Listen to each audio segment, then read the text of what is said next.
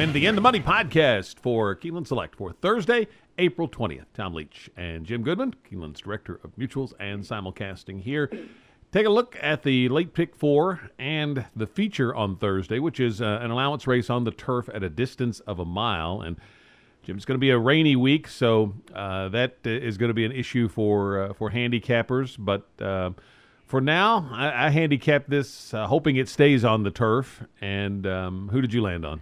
Yeah, I've got a kind of caveat in this race. I like a horse that's actually better on dirt if it comes off. But Queen Caroline, you've got to start with her, the 11 horse. She's returning to Keeneland, and she tried the QE2 Cup last year, Grade 1, and was overmatched at 47-1, but actually was in the race, only 2 lengths out of it after a half mile.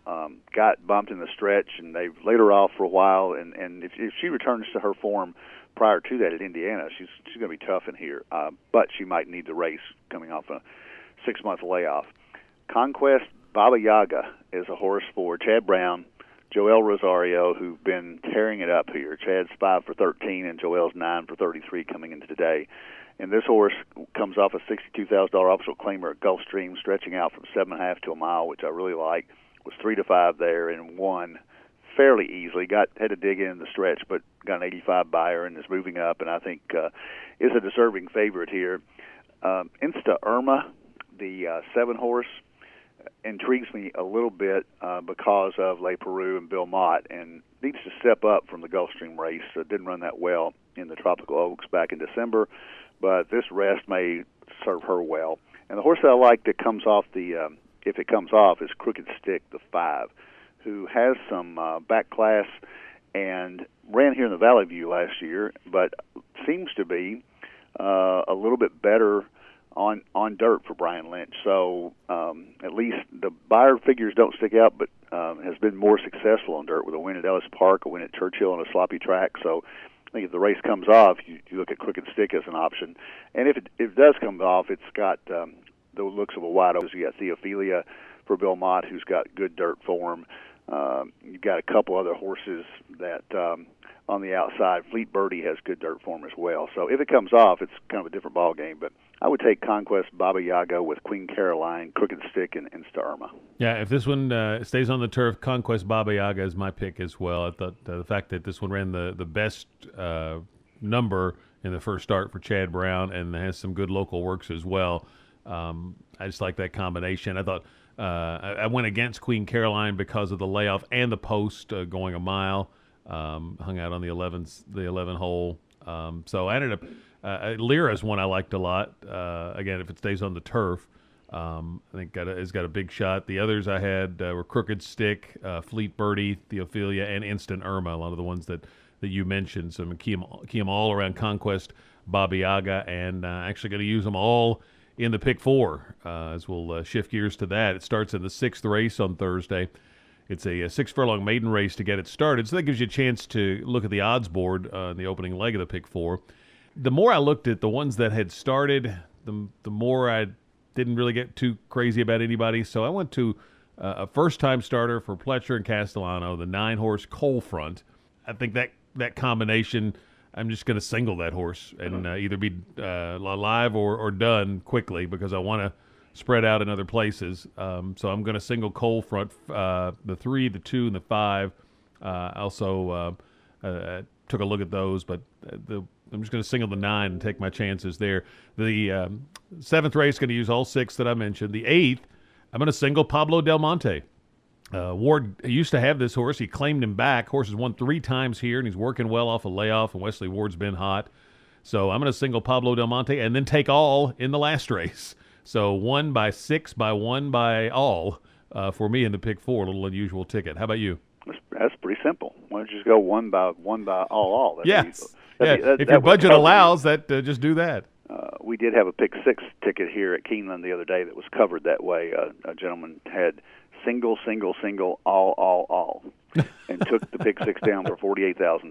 Well, I saw the ticket after the second leg. So that worked pretty well then. And then he had a pick 3 that had 3 chalky horses, and then called a 9-2, a 10-1, 10-1. Took down the entire pool. I spread in most of these races. I couldn't find a single. I like your Coal Front in the first leg with Todd Pletcher, but I also like a first-time starter for Al Stahl. If you look at Al Stahl's stats, he's 26% first-time starters. Rosario takes them out for him. I think One River Place has been working well and is another first-timer here that I would use with Cold Front. And then to cover myself, I would use Faction Cat, who's an 0 for 8 maiden with 5 seconds, and I don't usually like to take those horses. He's burned a lot of money. He's been the favorite 4 times out of his 8 races, and he's finished second a lot. So you might wheel him behind those 2 first-time starters if you want to take a trifecta. But I'm going to use him just in case he gets over the hump today. So 3-7-9 in the first. In the second race, the 4 horses that I talked about, Conquest Baba Yaga is my top pick with Crooked Stick, the 5, Insta Irma, the 7, and the 11, Queen Caroline.